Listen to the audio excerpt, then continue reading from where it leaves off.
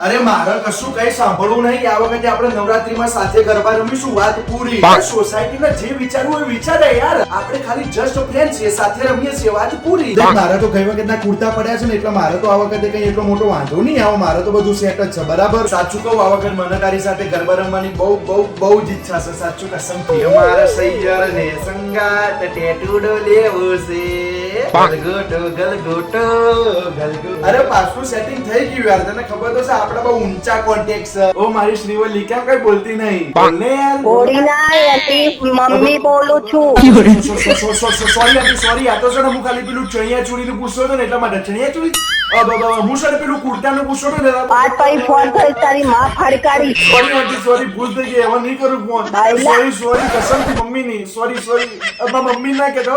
Hello hello hello hello. No.